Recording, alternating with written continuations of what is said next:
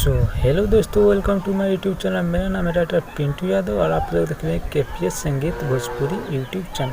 तो दोस्तों, बहुत लोगों का कमेंट यह रहा था कि आप फेस कैम वीडियो नहीं बनाते, जिसके कारण से मैं आपसे गाना कैसे लिखूँ। तो दोस्तों, मैं आप सभी लोगों को यह बता दूँ कि मैं फेस कैम वीडियो बनाऊँ चाहे नहीं बनाऊँ, आप मुझसे भरोसा करके गाना लिखवा सकते हैं, क्योंकि यह चैनल आप लोगों के लिए ही बनाया गया है। तो दोस्तों, मैं आप सभी लोगों को यह बता दूँ कि कल सुबह 6 बजे मेरा एक सॉन्ग आ रहा है, आज भर ढील दा ढोड़ी दही छिलदा। इसी ट्रैक पर बहुत ही शानदार सॉन्ग है और बहुत ही प्यारा सॉन्ग, एक सैड सॉन्ग है। सैड मैटर के साथ साथ उसमें रोमांटिक मैटर भी है।